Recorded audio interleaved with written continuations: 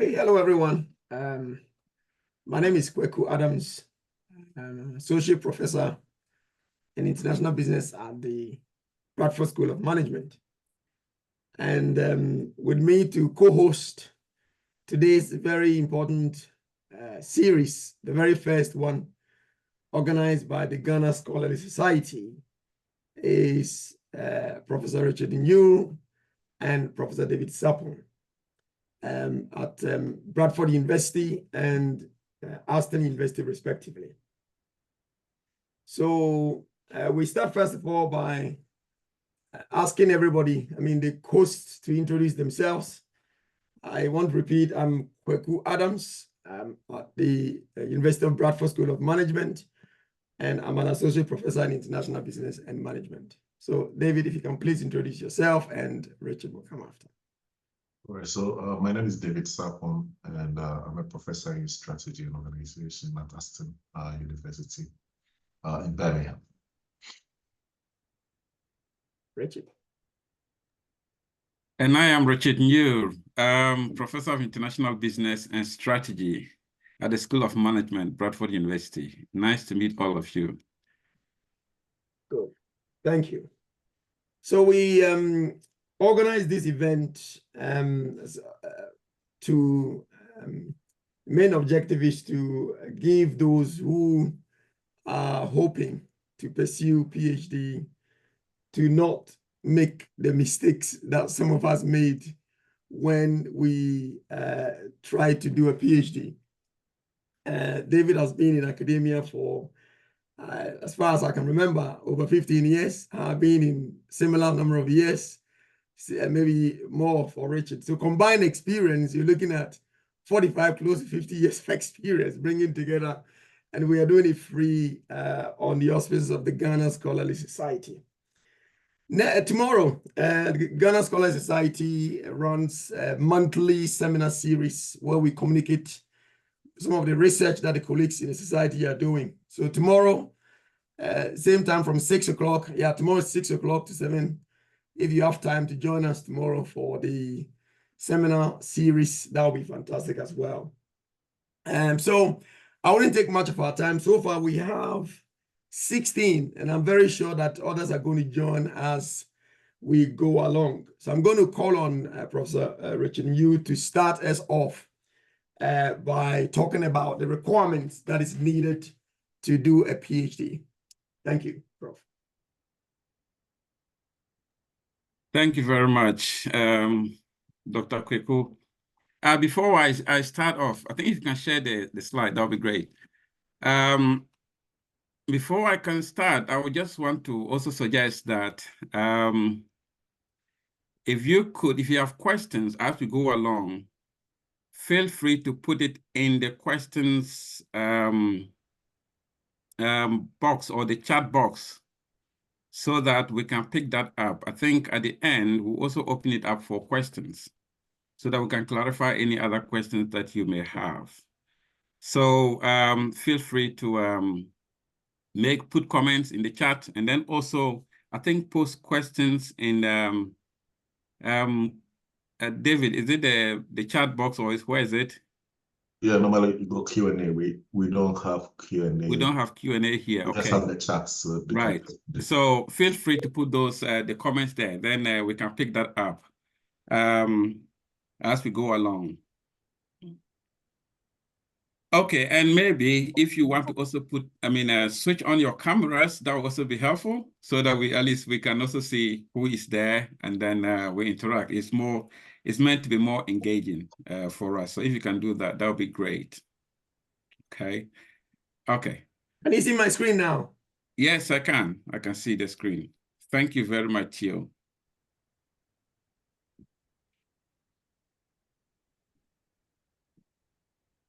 Good. So the session today is doing PhD in management, Doctoral Crucible, doing PhD in management. So when we say doing PhD in management, I wanted to start off by looking at some of the subject areas that we teach and we cover, we supervise in the management schools and business schools, particularly in the UK.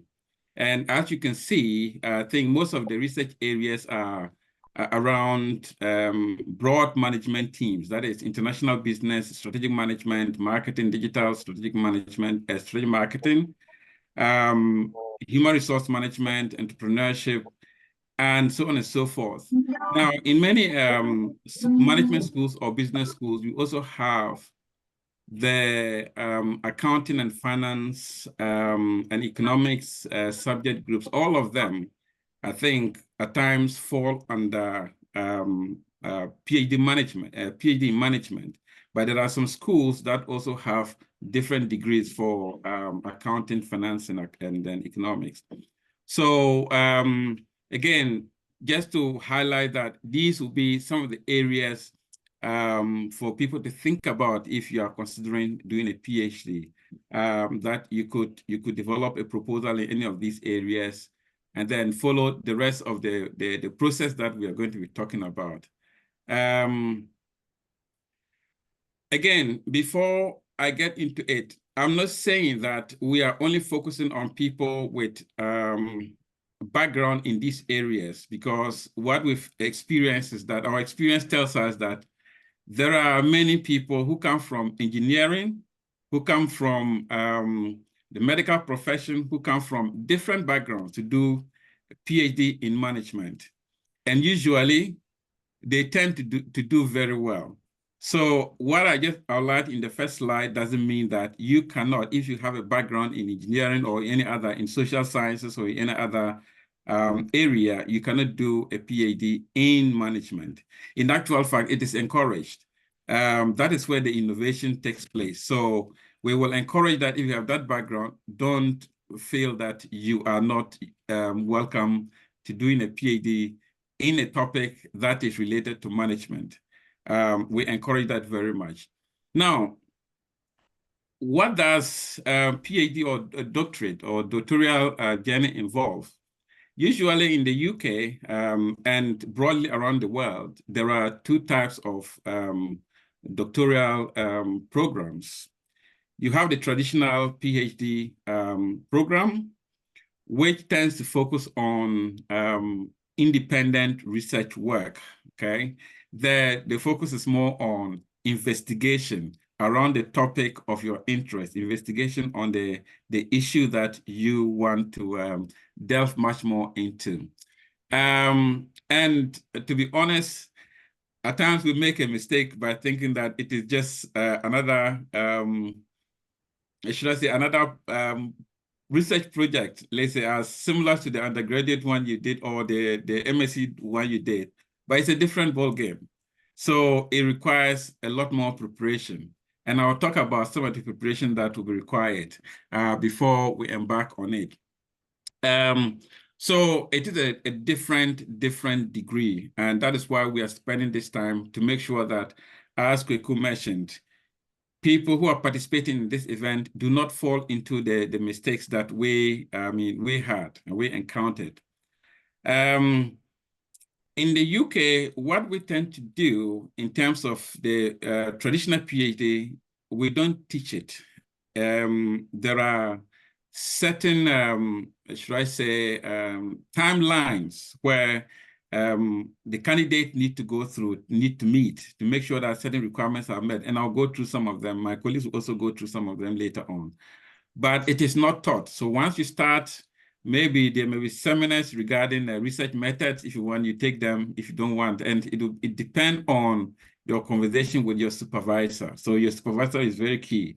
So follow me. When I talk about your supervisor, it'll be coming up much frequently, because that is very, very important. So we don't teach doctoral candidates, but we guide them. The PhD supervisor is very important in that journey. But I know in some other countries, like in the US, components or elements of the PhD is taught before the candidates move into the PhD, the written part of the PhD. And for the PhD journey, it is also your own project. And we expect that candidates will own it. We expect them to own it. It is their responsibility. So self-motivation is very crucial. It's crucial to ensuring that you succeed. And that is one of the things that supervisors will be looking forward to see whether there is that self-motivation, whether there is that curiosity, and whether there is that ambition in the potential PhD candidate. And for a PhD program, there are no term times, okay? You treat it like a job. It's a constant thing that you need to work on. So there are no term times, holidays. You focus, you work on it for a period of years, and I'll touch on those until you finish. And then the main aim of the PhD is that you produce a contribution, an original contribution to knowledge, to literature at the end. And the requirement is always a thesis of about 80,000 words. Okay. About 80,000 words that you will produce at the end. Now, there are other doctorates we call the Doctor of Business Administration or Doctor of Business Leadership that other universities also offer. And for this particular one, at times, there are also taught elements, maybe in the first year, and then candidates then progress. Once they finish, they pass the taught element, they'll progress to the written component. And the focus in the DBA and DBL is to at least demonstrate some practical implications for the project at the end in the thesis. And in addition, you will need to also demonstrate theoretical contribution. And that one, the requirement is that you produce somewhere around 60,000 words, a thesis to submit at the end. Okay, cool. Can we go to the next slide? Okay. So based on that, I would like us to then go on to what are the entry requirements. Usually in the UK, we expect for home students, usually they can either progress directly from the bachelor degree if they have a first class or a very good second class upper, that is 2-1, in the relevant subjects, and also demonstrate curiosity and willingness to succeed. But mostly international students, we want to see, it will always help if you have a master's degree on top, a master's that, I mean, you score around second class upper, second class lower, or first class, that will always be a good one. And along that, you will need to, alongside that, you need to have a good research proposal that is supported with academic references, which you would then submit and follow the interview process. And once you go through the interview process, and then the panel feels that you are a good candidate to undertake the project, then you will be offered the admission.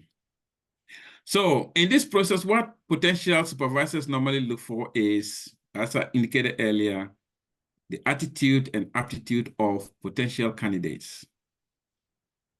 Okay? In your engagement through the process, would you be demonstrating curiosity, motivation, commitment? These are always important things that the potential supervisors will be looking for.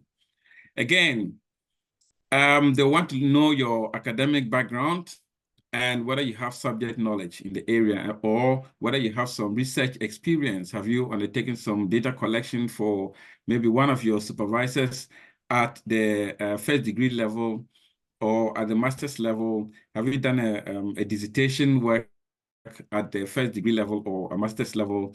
Have you engaged in other projects outside academia? So all these things will help in demonstrating that you have the experience, you have the aptitude and the motivation to do a successful PhD.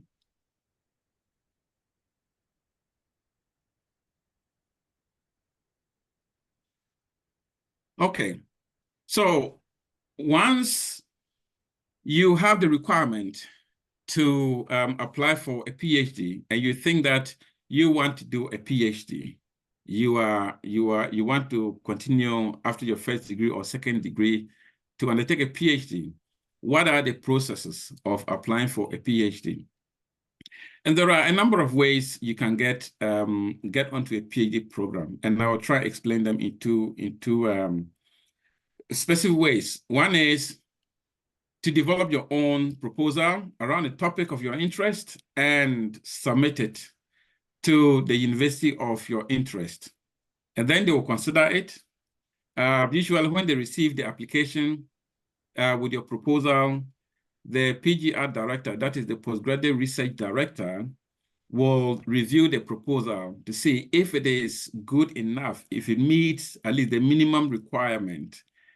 The proposal and application will be circulated to the department where there are people with that research interest and expertise. The people will then review it, and if anybody is interested in the topic, will pick it up and schedule an interview with you. And once they go through the interview, if they are convinced that you'll be a good candidate, they will recommend for you to be offered their admission. And this is one of the routes that many candidates tend to follow or to adopt. And at times, we tend to see potential PhD students circulating proposals from one institution to the other. But the academic community in the UK and around the world is a very small place. So if you want to do a PhD and you keep circulating the same proposal around, we will get to know.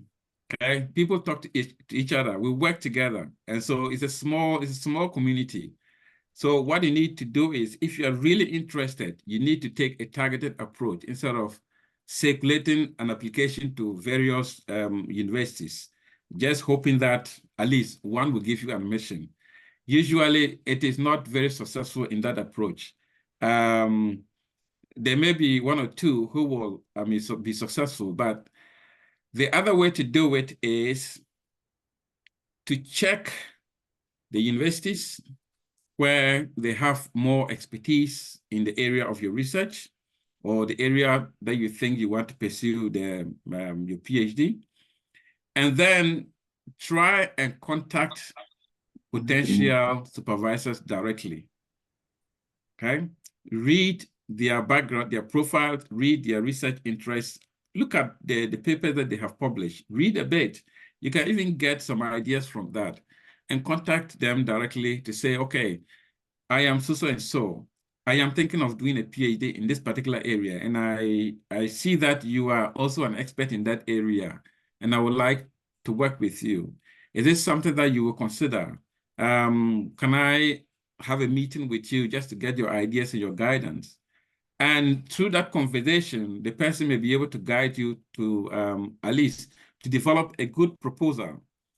And usually a PhD process depends, or the success of it depends very much on the relationship between you and the supervisor. So when you start a process like this and you begin to develop that relationship, a good relationship, it helps a lot. It helps a lot. So I think, and most of the times when you follow this process of targeting individual academics, the success rate is always high, because before the academic encourages you to submit, he would have been very, very confident that your proposal is good, it will meet the minimum requirement, and that when you submit it, it will come directly to him, or it will go to somebody else. And so the process becomes much more easier. And so that is one of the approaches I will encourage potential PhD applicants to follow. Besides that, you could also apply to advertised PhD programs. And these are always advertised by the universities themselves. So if you go to the university websites, you tend to have either funded PhD programs advertised by the universities on their websites or on findaphd.com or other commercial websites. So you can apply directly to that particular advert, and you write a proposal. Either you get in touch with the academic's name that is on the advert to get their feedback, and then you submit your application. So that's another approach. Now, in this approach, as I indicated, at times it's funded, but there are times too, some of the adverts are not funded. But again, you can easily get through that approach if you want to get onto to do a PhD on that particular topic. Now, once you've gone through all these, and you decide that you want to do a PhD, okay? You want to do a PhD, there are other things that you need to consider because, mind you, you'll be spending about 4 years of your life. Not that you'll be spending, you'll be investing a substantial amount of your life into this PhD program. And so you want to make sure that it is something worth investing your time, okay? There are times when you are really committed, you can do it less than 4 years, and my colleagues will get into that. Some can do it within 2 years, some 3 years, but the maximum is 4 years for full time. But you want to make sure that you are convinced that this is something that is for you, that at the end, you will get the reward out of it. It's something that is interesting, that will captivate you, you know, that even when there are difficulties, you will keep going.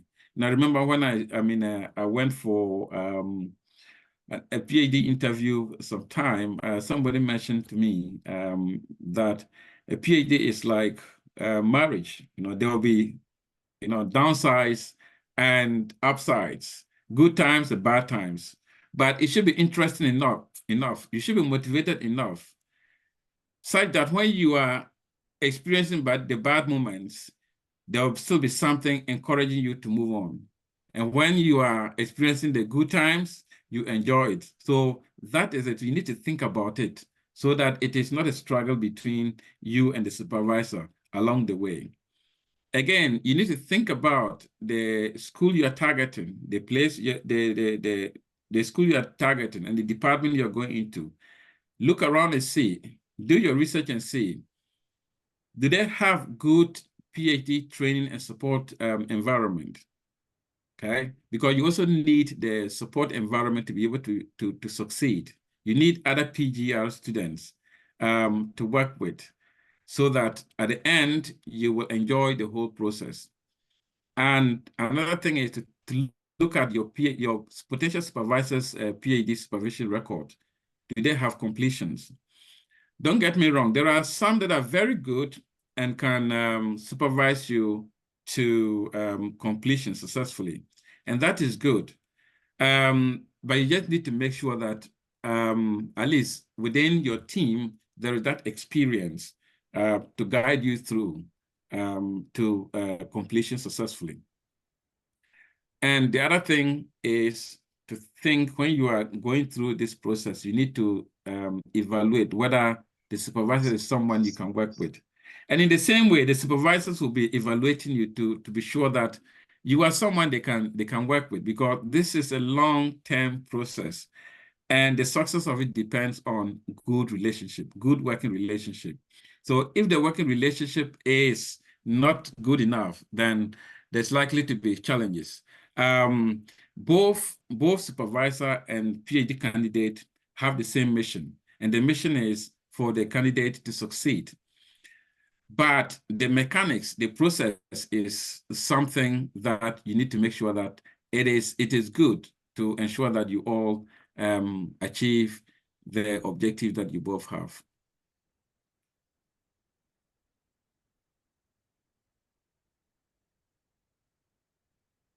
Now, after examining all those issues, and then you decide, okay, that is something that you're happy with, and you are going to apply, you've got in touch with someone that you want to work with. A potential supervisor, you've discussed the proposal a number of times. He's given you feedback, and then you've revised the proposal a number of times to the point that he's happy with the proposal. He's asked you to submit. And then you submit your application with the proposal. What then happens? First, the application will go to the PGR director, postgraduate research director. And as I indicated, the director will first of all review the applications, all applications. If he's happy that he or she is happy that the minimum requirement has been met, the proposal will then be sent to either the department where the expertise are, or the person, your potential supervisor's name that you have indicated on the application form. So when you have that direct relationship, it's easier. Now, once the proposal is sent to that person, the person will review it and then put together a panel. The panel will then organize an interview. And during the interview, they will ask you questions. And if you're able to perform very well during the interview, they will make a recommendation for you to be formally be given the admission letter. Now, in the event that you've not got that direct link with a potential supervisor, you will submit the application again. PGR director will review it, send it to the department where the expertise are, and then the department, all members will look at the application. And if anybody is interested, they'll put together a panel as well. And the panel usually consists of your potential supervisors and either other panel members. And then they will look at it. If they're happy with it, then they will organize an interview for you. And then if you perform well, they will recommend that you be given the admission. And if you don't do well, then they will also recommend that you be rejected. So once they're happy, the PGR team will then issue the admission letter to you. So in order to ensure that you go through all these processes, in order to have the admission in time, to start a program in time, you need to start applying early. Going through not apply, but going through the process early, okay? Doing your research early. Because it can take up to about 6 months, sometimes even more, to get, to go through the process of engaging with the supervisors or going through the interviews before you get the admission. And then the admission, you go through visa application before you then get the chance to start on the program. So start early, start the conversation early, and you will be able to get the admission on time. So as I indicated, start the admission early, and the PhD journey can take some time. It takes full time, usually minimum is 2 years, and the maximum is 4 years. Now, for 2 years, yes, you can. There are a number of people who have finished their PhDs in 2 years, but usually they give you about 3 years to finish it. And then the final year is if for any reason you're unable to finish, you can use that as a write-up period. Now for part-time, usually the minimum is 3 years and then 6 years. And again, I just want to emphasize that a PhD program journey is a 24/7, okay? 24/7 process. It is a continuous process, and it's something that you need to have the commitment before you can, succeed on that program. So I think that is pretty much what I wanted to go through with you this evening. So I will now hand you back to my colleague, David Sarpong, to then take it from there. But if there are any further questions, I'll pick them up toward the end. Thank you.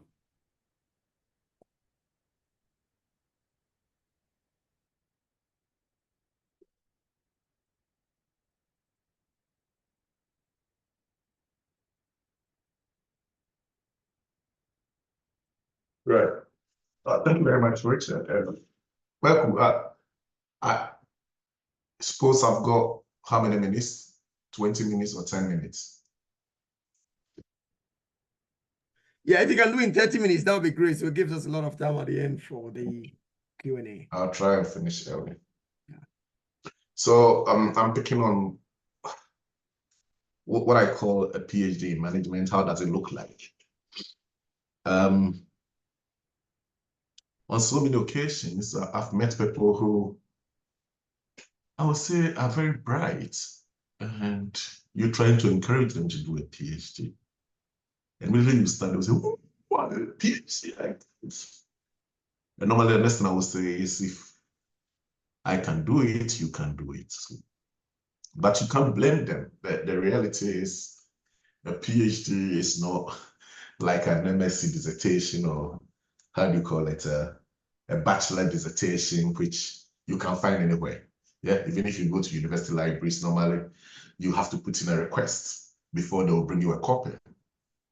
But also, so many people have never seen a PhD before. And of course, it looks huge. And they are right to think that way. So if you ask them to apply, they are just afraid. And these days, what is happening is you will see somebody who's got double masters, triple masters, and I'll ask them, why are you've got a master's degree, why another master's degree? He say, yeah, double masters, somebody triple masters. And you can have 15 master's degrees. Yeah, combine them. It is not equivalent to a PhD. Yeah, a PhD is totally different. It's a different ballgame. So I thought I would take you through what a PhD looks like.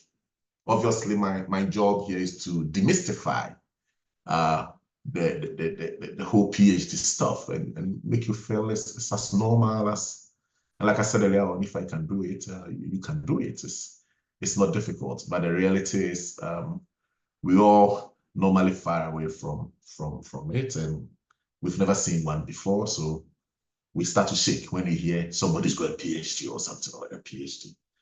When I was a child, I think in primary school, I had a friend. His name, we used to call him Original Gangster. And Gangster's parents lived in Germany. And the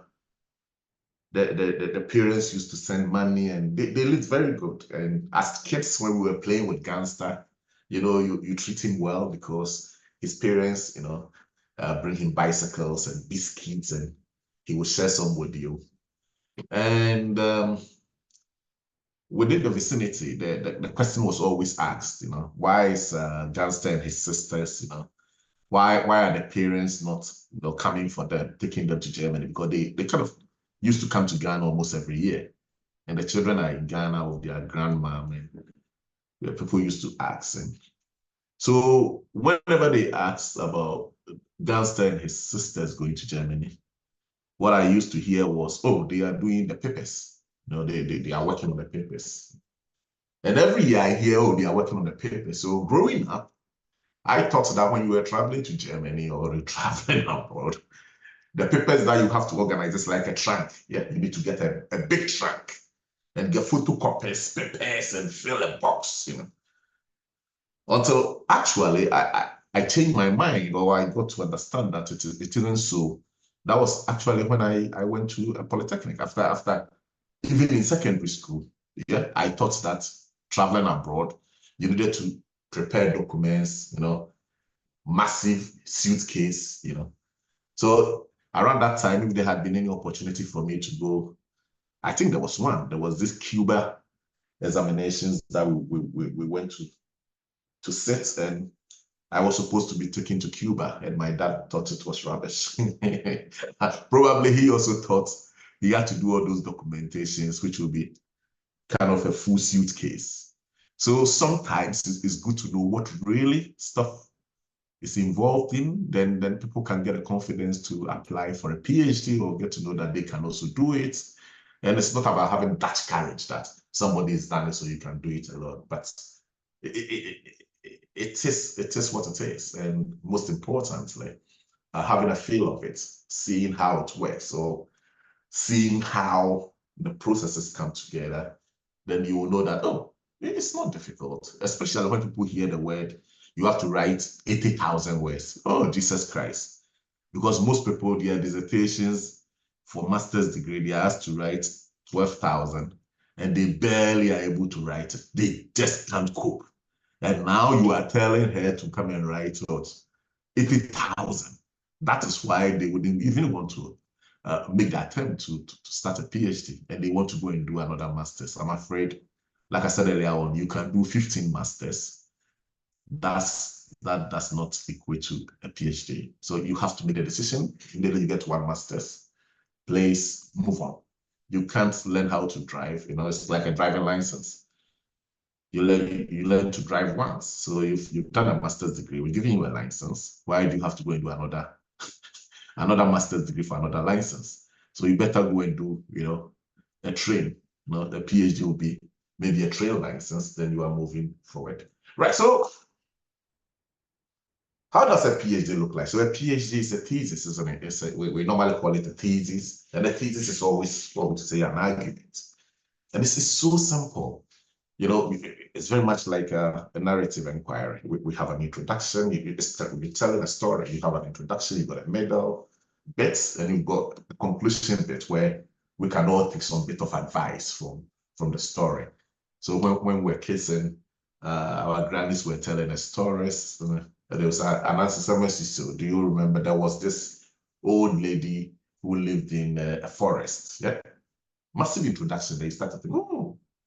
Then in the forest, he lived with the monkeys, and the monkeys were sharing stuff with her, all those kind of stuff in the middle. She couldn't go to town because there was no cars, and so that's why she lived in the forest. Then she'll come to the conclusion, and we cannot pick something out of it. Okay, and that's when they will advise and say, oh, that is why you don't have to do this. And a PhD is just like that. It is an argument. It is a thesis. The most important thing, the thesis has to be coherent, it has to be persuasive, it has to be succinct, and it has to be pervasive and interesting for people to read, right? So that whatever theoretical leaps or whatever you are making, people can see that everything just makes sense. It's an argument, like I said. So you are building on one argument, you keep building, and the most important thing is the coherence. So that is how a PhD look like. It's just a simple thesis. A PhD is kind of a pearls of wisdom. So pearls of wisdom, we all know pearls. Most of our ladies, sisters, and wives love all these pearls. These days they put on their necks, and it's beautiful. And pearls of wisdom, you would expect that the pearls are well arranged and it fits on their neck, fantastic. And you can see here, most PhDs, but typically I'm taking the very standard one, and here I've got 8 chapters, and I'm thinking of each of the chapter as a pearl. Yeah. So each chapter is a pearl. They come together and it become pearls of wisdom.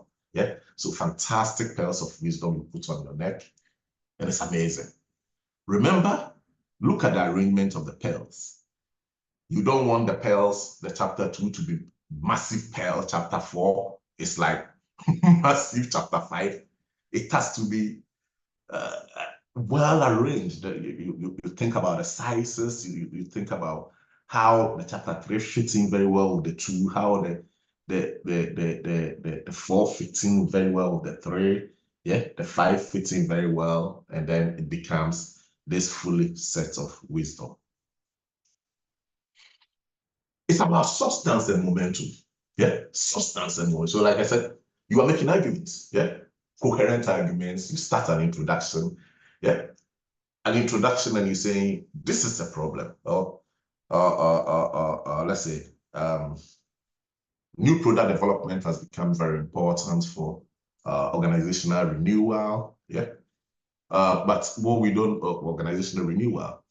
Surprisingly, maybe we know very little about the processes that organizations come up with new products. Yeah, so this thesis explores how organizations work around within the contingencies of organizations to come up with new products or whatever. Yeah, so you make that introduction with your objective. The objective of thesis is to explore how firms come up with new products. Yeah, the research question driving the inquiries. How is new product organized? What are the practices that enable or impede or facilitate the production of new products and services or whatever? Yeah. From there, you go to the literature review. The literature review, again, you keep the momentum. That will be presenting what we know already on new product development. We have the sequential process, we've got this and the backstage. Yeah, you explain all those kind of stuff. Then 3, you're now going to explain how you did the work, normally the methodology. So what you see here is, theoretical and conceptual inputs. At each section, the beads, you are painting the beads, yeah. You adding color, you sandpapering, yeah. You need some sandpaper to make it, clean, sharper, brighter. You come back to chapter 4, sharper, yeah, until you get what you're looking for. At the top end, you got the theoretical and conceptual input. That is what makes it a PhD. Yeah, because you need to make some theoretical leaps. It's not just about writing what we know already or regurgitating what other people have said. You find those spaces and gaps in arguments, what people are saying, and understand them where possible. You got primary and secondary materials. Yeah, so you may be involved. We have to collect some data. Secondary materials these days, you've got materials online. You got archival documents, digital documents and stuff that has been published on the subject, and so which you put together. Right. So a PhD, that is what makes a PhD. Fantastic. So a PhD then is a natural pearl, natural pearls of high quality, suitable for fine jewelry. And here I want you to take your mind back to the jewelry of Marie Antoinette. Yeah, if you've heard of Marie Antoinette, Marie was married to the French king, and during the Revolution, well, there was all this talk that the king, they were spending money, and she bought some pearl, which was, in today's money, cost loads of money. And she was from Austria. She was actually able to escape France and went back to Austria. But I think, what did she? No, I think when she was trying to escape, that was when they caught up with her and they killed her. And actually, recently, they auctioned the pearls, and the pearls cost around 36 million pounds. Yeah. So normally, when I'm examining a PhD, that's the first question I ask, So your fees is 15,000 pounds a year. For 3 years, it's 45,000 pounds. Maintenance will be around 15,000 pounds a year. For 3 years, another 45,000 pounds. That is 90,000 pounds. So I will ask, does this paper, the PhD that you've done, is it worth 90,000 pounds? Think about it. If it's not worth 90,000 pounds, then we have a problem. That is why the PhD is supposed to be this kind of natural pearls of high quality, because it's money. Richard said earlier on, you would have spent so much of your time, 4 years or so doing this. And come on, if you come up with something horrible, then it becomes problematic. And the problem with the PhD is it follows you till the day you go to your grave, because it will be on the British Council Library everywhere. And one day, maybe you want to go and stand for elections or something. And these days, that's the first thing they do. They'll go and pull your PhD. They will pull it out. And if it's really poor, you can imagine. Recently in Ghana, a senior journalist said he had just managed to pull off the PhD thesis of our vice president. And he went, now I understand why Ghana is in this economic crisis. Yeah. I don't know what he was trying to say. Maybe the PhD was too theoretical and that he's thinking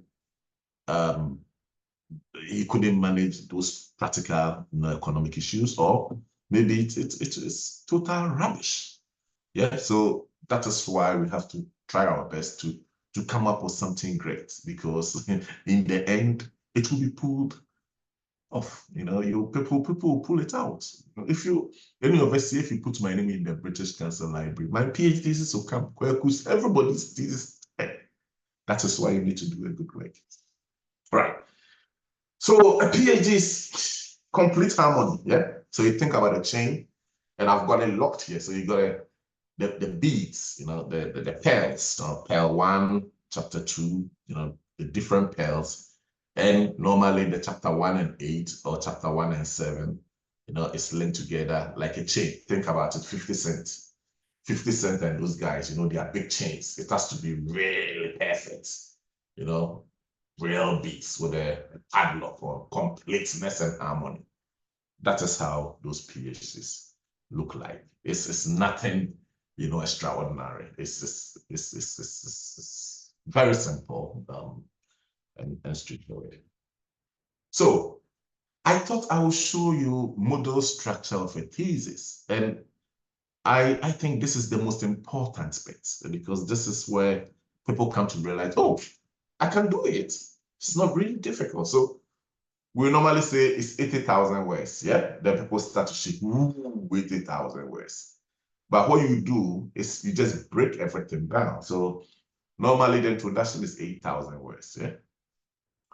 You've got the literature review, which is chapter 2, normally around 12,000 words. Remember, it's plus or minus 10%. You've got your methodology, 8,000. Then you've got normally 3 research findings. And that's very typical of me. I'm a qualitative person, and so please forgive me. That is very typical qualitative PhD. So 11,000 per chapter, and you add everything up.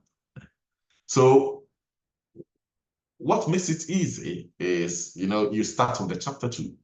So chapter 2 is 12,000. Think about it. It's just a literature review, 12,000. Come on. Even if you were doing a master's degree in 3 months, a semester, you'll be doing 4 modules. 4 modules, your coursework and stuff, each of them will be like 4,000. Yeah, 4 times 4 is 16,000. Yeah. In 3 months, the assignment you would do on a master's degree will be 15 to 16,000. And here we are asking for a literature review, and we're asking for 12,000. And we are not going to give you 3 months. We will normally give you around 6 months. So it is not difficult. So when you start, you are just writing 12,000 words of a literature review. You are not writing 80,000 words. It's only 12,000 you are writing. Yeah, and it could take 4 months, 5 months. If you are using 6 months to write 12,000 words, divide 12,000 by 6 months. Probably a day will be like 20 words or something. It's so easy. So easy. Yeah. When you finish that, you come to the chapter 3, which is your methods. And again, it's only 8,000. 8,000, normally you can write 8,000 words within 3 months. Again, that is why it's not difficult, because you've broken everything down into pieces. You don't go in and say, I'm going to write 80,000 words. You write the 8,000, then you come to the research findings where each chapter builds on the other, and it should be 11,000. So you add everything up, you get 80,000 words. Remember, you are doing all this in 3 years. Yeah, it's not difficult. This is the second module. This is what I normally use with my students. I normally prefer 7 chapters. So 7 chapters, why I prefer 7 chapters, you see that the literature review, my bead, yeah, that bead, I've moved it to 15,000. Yeah. I've left the introduction around 8,000. You see that the methodology is going to 12,000. I have to make sure that the beads, the pearls, everything fits. So you go for 12,000 methodology, and each research question, remember the other one was 11,000, and there were 4 of them also. And here I've gone for 12,000 each. So 12,000 each, 3 of them. Then the discussion and conclusion around 9,000, 80,000. So simple. Yeah. So this is what a PhD looks like. It's no magic. It's nothing. That is why if you go a master's degree and you want to go and do another master's degree, you I don't know why. Because you add a bit of effort and you move forward to another level. Theory matters for PhDs, yeah, because it's dramatic production which is played out by individual organizational actors that you are studying, so you have to make just theoretical spotlight. That is why you always need theory, yeah, because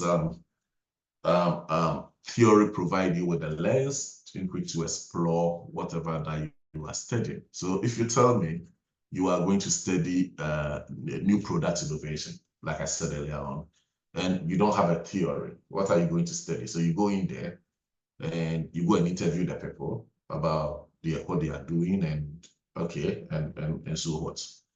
Yeah, you need a theory. It's like having a lens. A lens is when we're doing biology, you know, in secondary school, you have all these lenses, different focal lengths. You have an insert on the Petri dish, and you pick one of the lenses and you check, and the organism is very huge. Yeah, you pick another one, and the organism becomes small, you know. So the lens, the kind of lens you use determines what you see, isn't it? So that is why you need a lens. So without a lens, you can't see anything. That's the problem. Without a lens, you can't see the details of the organism. So a lens actually helps in identifying what is important, you know, and what to look for, and what is meaningful to the kind of contribution you're trying to make. Here, remember, you've got empirical stage at the top end. Yeah, so you go in there, you are collecting data and stuff. That is what everybody knows. In terms of the theoretical spotlight, it's behind the scene. Yeah, you are working behind the scene. If you go into the organization, you don't go and tell them, "Oh, I'm using the practice theory." You know, they don't understand. They are not interested. All they know is you are coming to interview them to get data to do your PhD or whatever. And the theory bit is very important.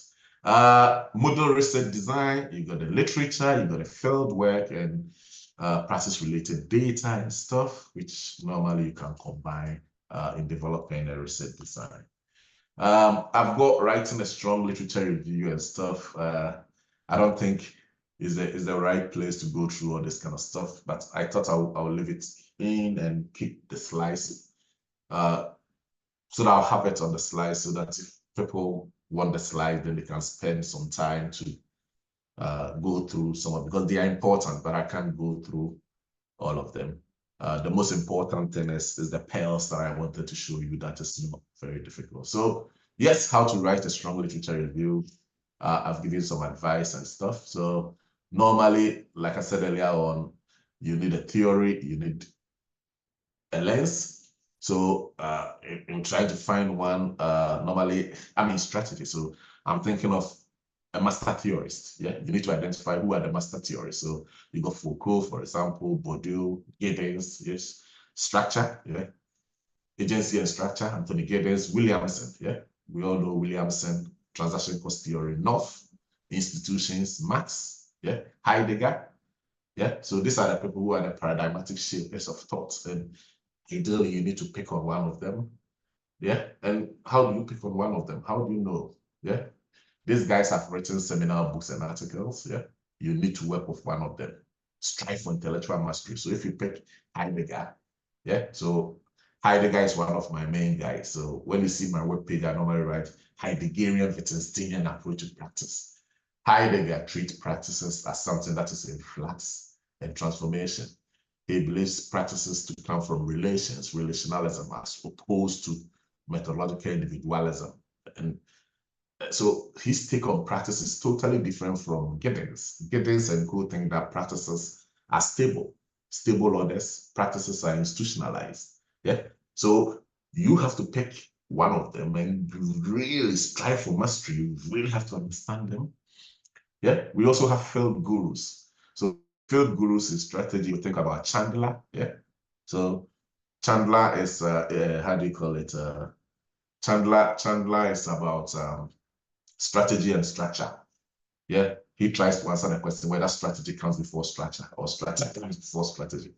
You got Porter, you got Mainsberg, yeah, DiMaggio, yeah. So DiMaggio, Senge, who does stuff on learning, yeah. So these are originators of well-known ideas. You have to pick one of them, and they command the top journals. You don't necessarily have to pick any of these people. I just put this on the list. Whatever area that you are, yeah, if you are in organization studies, if you are going to do the PhD in marketing, if you're going to do the PhD in human resource management, they have all these people there. They also have people like that, and you have to identify them. And those guys have written famous books, yeah, and articles. You need to know their work, yeah. We've got the subject leaders, so the strategy guys, you've got the strategy as practice, and so on and so forth. So identifying and organizing, referencing, again, it's about how to find papers and so on. So I'll just move on. So a good PhD, what is a good PhD? I've put my PhD up there, but I don't think it's a very good one. Yeah, the reason why I think it's not very good, anybody who's got a PhD and after 2-3 years, they still believe that their PhD is very good. They are as useless as, they don't know what they are saying. Yeah. If you've done a PhD and after 2-3 years you think you did something great, no, you didn't do anything great. You will come to realize that the PhD was a dash, because over time you would have developed. You go back and you read sections, say, did I write this? This argument is weak. Yeah, but the reality is, yes, you met the basic threshold and we gave you a PhD. So I want you to think of the PhD as something. It's not. You are not going to win a Nobel Prize. Yeah, it's not geared towards winning a Nobel Prize. We just want to see that the person can think coherently and put things together. So a good PhD has a clearly defined and significant research topic. It's embedded in the literature. Yeah, sound theoretical development, extensive original data. You don't go and do 3-4 interviews and somebody, the quantitative people, he just send out a questionnaire or a survey and 100 people complete it. 100 people completing a survey, you can't do any meaningful statistical analysis. High quality data analysis is important, sustained and well-articulated arguments, and of course, original models and conceptualizations. Yeah, so that is it really. Kweku, I'm done. Okay, fantastic. Let me share my screen now, and then I can do the last part, which is funding. So I have to stop sharing, yeah? Yes, you can stop sharing. Okay. Let me share my screen. Okay, can you see my screen? Okay, good. Yeah. So we've come to the one of the most important bits about money. How do you pay for the PhD? I think having listened to David's talk, how simplistic, how he's really simplified PhD using the idea of the pearl. I don't want to, no wonder some people just go and jump on and do 2 PhDs and 3 PhDs. They see it to be quite simple process. But for those of us from emerging markets, and I think almost everyone here is either from emerging market. I cannot see, forgive me if I'm just over assuming, most people here are from Africa or somewhere else other than a developed economy.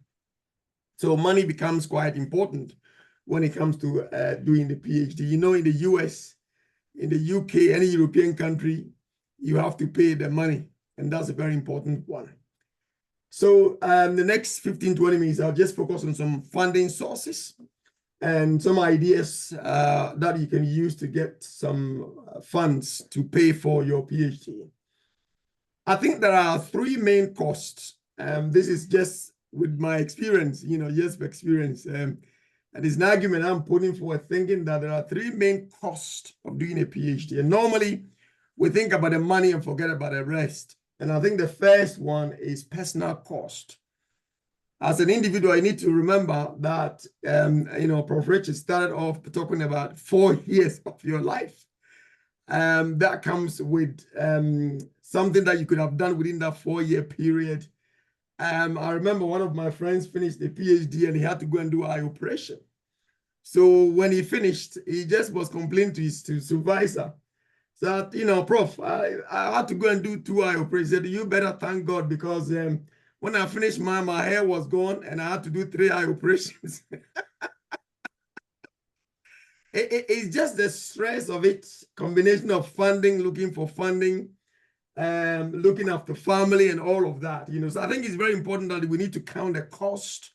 That is this for you, you know, somebody is 55, 60 years old and you want to do a PhD to just have a DR in front of your name. Is it worth it, the cost that you're going to have to sacrifice to be able to get a DR in front of your name? So I think we need to first of all judge the cost that based on the timeline of our lives.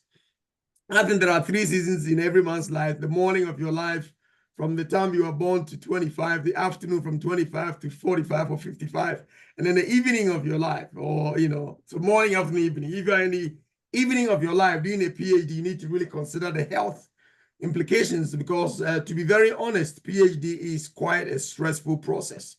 And that everybody who has done a PhD will admit that as much as you get, let's say you get somebody who's as experienced as Professor Sarpong to supervise you, once you finish, you get to realize that there are so many other things you have to do to keep the PhD going.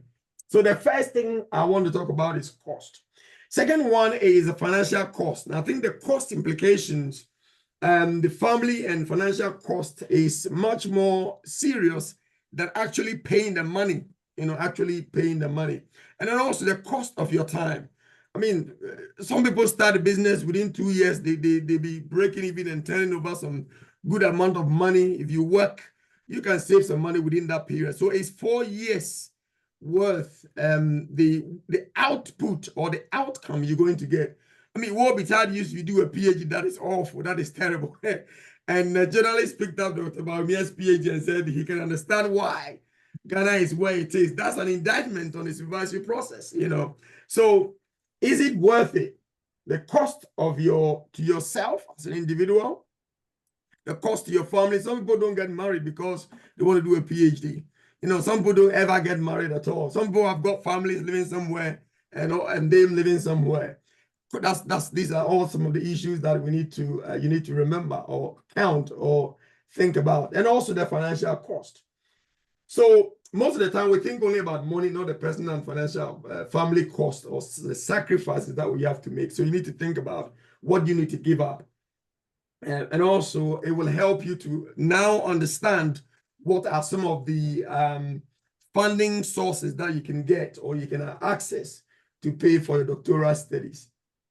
So let's look at this. This is just information that I got on just normal Google search. Financial cost of doing a PhD program for international students, £20,000 per year. If you get a stipend, for those of you coming to Bradford, I may take the opportunity to just advertise Bradford. As a Ghanaian student coming to Bradford, you get £3,500 of your annual PhD fees. So for the 3-year period, you're going to save over £10,000 on your PhD fees if you come to Bradford, just because you are a Ghanaian or you are Nigerian. I think Nigerians get £4,000. I'm not sure, but they get a bit more. Indians or Pakistanis get a bit more as well. So if you just the university that you choose, you get to save some money. But typically, £20,000 per year with some of the 1960s universities. If you're looking at post 1990 universities, it's a bit cheaper. If you go to the Russell Group, it's much more expensive. If you want to go to top 20 universities in the UK, it's quite expensive. So you need to look at the university that you want to go and the cost. Living expenses, £13,000 per year. Books and materials you have to buy. Research cost, you know, going to conferences. I've seen friends who had to pay from their pocket to attend conferences because the university will not pay for it. That's one aspect. And also immigration surcharge, immigration health insurance.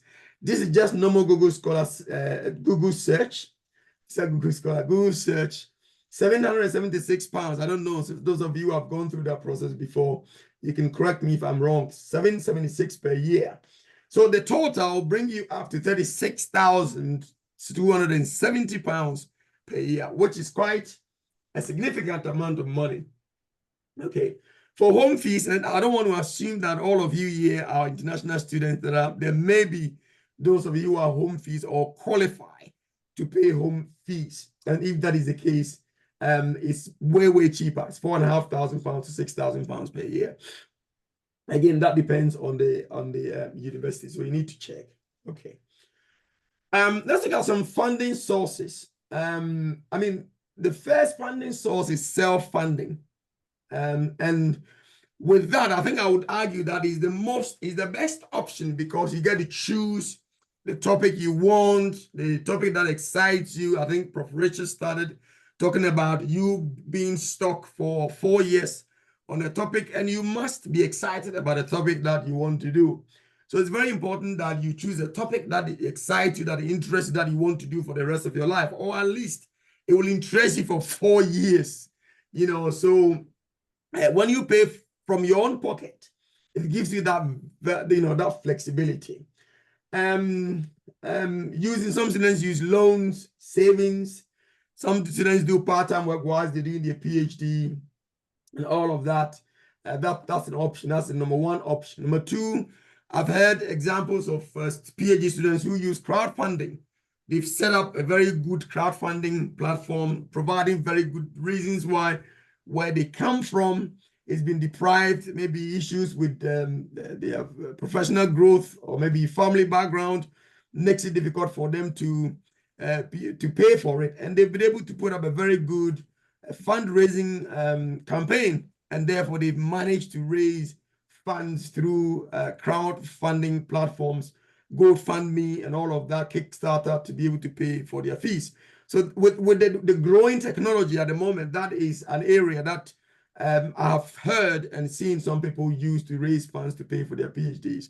And you may want to consider that as well. Third, and there are professional and charitable organizations like the British Council. British Council do provide some scholarships, and you need to go onto their website and look at the deadlines and when the application deadlines are before you submit your application to those ones. The next one is private sector funding. There are some companies that provide funds to do PhDs. You need to ask, you need to find out, you need to talk to people, you need to engage before you get to know where those funds are. Again, this will restrict you to the area of interest for the organization who is paying for this kind of research. Maybe when I was preparing for this, a thought came to me that for those of you in Nigeria, like Delta area, where the economy of Delta has been damaged or destroyed by big oil and gas multinational corporations, you can write to them for funding for PhD to research on sustainable ways, or maybe how to keep people away from the dangerous zones, or those lands that has been polluted, rivers, how to turn water, some research that will contribute to some of the issues that some of these big multinationals are dealing with. Those of you in Ghana or Africa, wherever you are, if there are multinationals or there are key issues or any wicked problem that you want to solve, you can basically write the proposal and take that to companies and ask them to support your vision of doing a PhD, because your research will support that organization. That idea just came to me whilst I was preparing for this. Maybe that's something that those of you who have got the opportunity to do so can explore.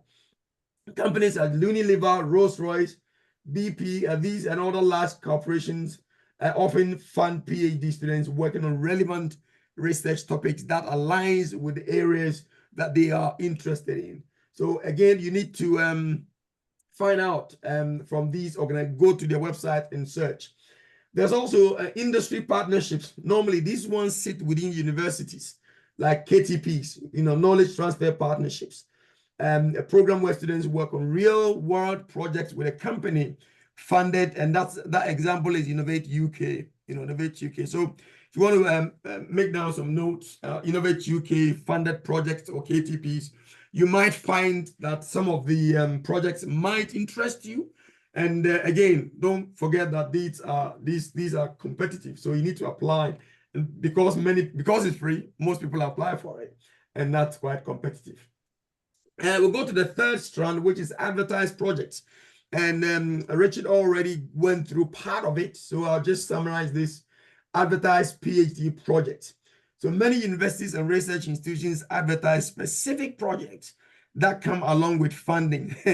And as you can see by the picture that I'm showing you, that's very, very competitive. You must be able to write a proposal and demonstrate in the interview that you are on top of the pack of all the people that applied all over the world for you to get that. When you have number, can you please mute?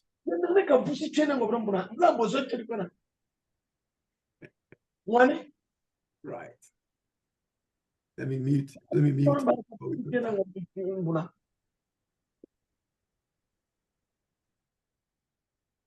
Okay.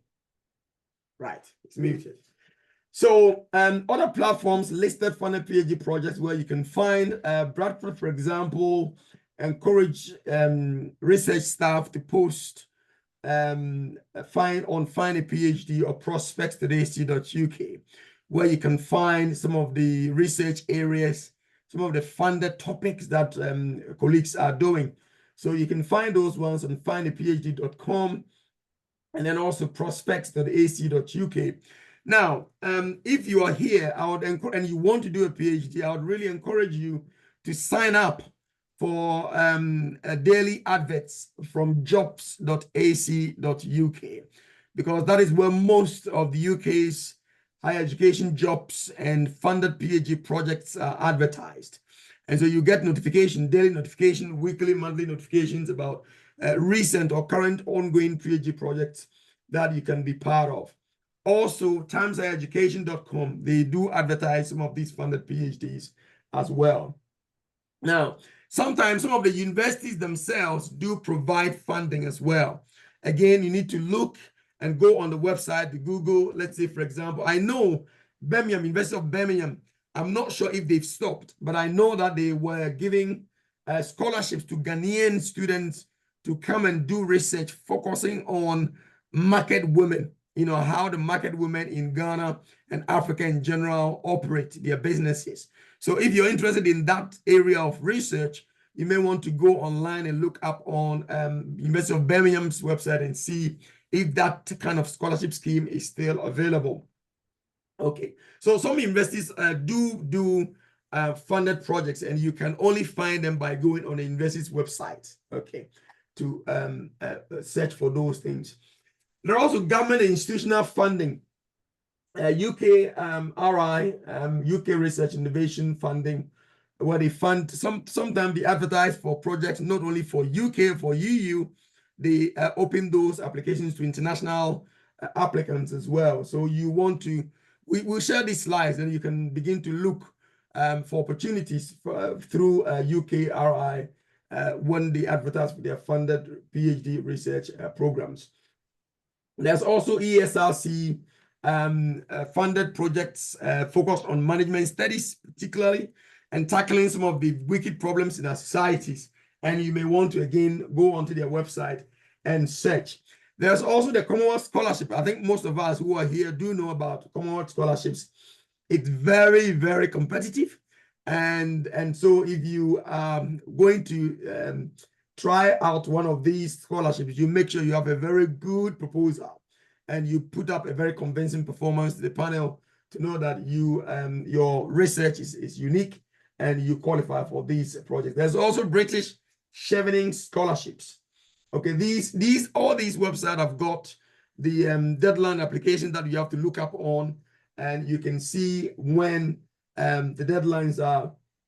There's also Rhodes Scholarship, which normally we don't talk about in most of the UK research arenas, but Rhodes Scholarship started in US and Canada, but they've extended it, I think 2 years ago to it actually started from Ghana. They started from Ghana and Nigeria, and now they've expanded it to other African countries. They started first of all from West Africa, Ghana and Nigeria. Now they've expanded to other countries in Africa, Benin, Burkina Faso, Cape Verde, Gambia, Ghana, Guinea-Bissau, Nigeria, and those countries.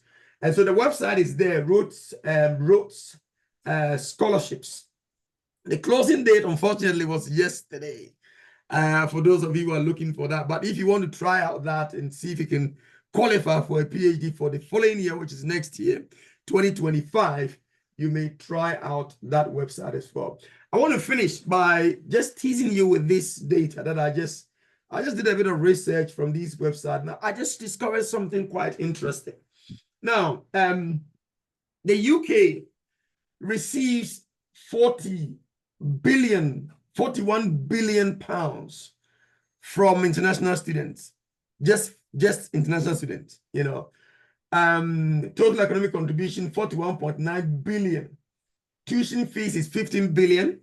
Living expenses, 22.7 billion. Spending by visitors contribution, 42 billion. Net economic benefit to the UK, 28.8 billion, whatever that is, from different sources that I got that from. Now, as of 2020, international students alone contributed in fees over more than 6 billion, 6.5 to 7 billion pounds.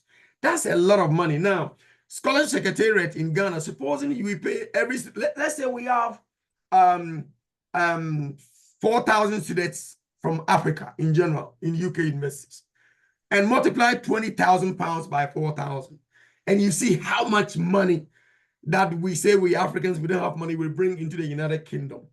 So how terrible it is if you end up writing a PhD that you'll be ashamed to go back to. And so it's very important that you decide what PhD you want to do. How are you going to contribute to your own life and contribute to the society where you're coming from? Whoever is going to help you pay that fees, is the topic worth it? And so if you think you're not going to be able to put in the effort to do the PhD, then you need to really, really consider your options. We don't want to say that everybody must get a PhD. You know, do you think this is for you? If it's for you, then think of doing a good PhD. Do a good one, because the cost is just way too much. Now, the average PhD completion in North America, I've worked in North America before at the University of Calgary. In the US, it's 7.5 to 8 years. That's the average completion for PhD. In the UK, the average completion is about 4 years, 4.5, 4.5 years. You know, that takes a lot of energy, a lot of money. And well, this data, this is from UKCSE, UKCGE, UK Council for Graduate Education.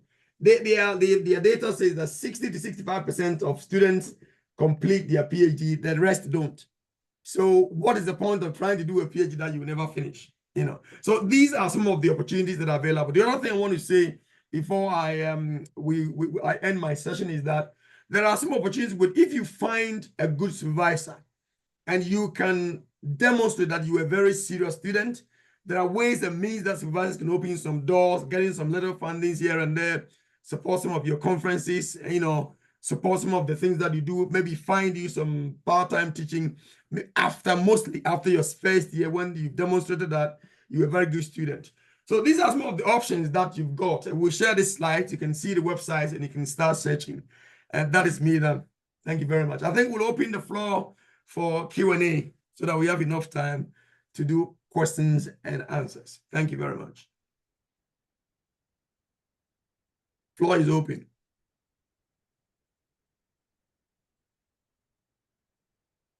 You can put your questions in a chat box, or you can unmute yourself and ask them. I think there are only 25 of us, so we should be able to handle that.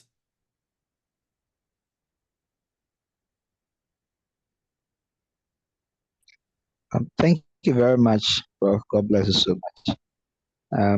I'm Emmanuel Hineku from Ghana. Currently an MBA entrepreneurship student in UCC, University of Cape Coast. Okay.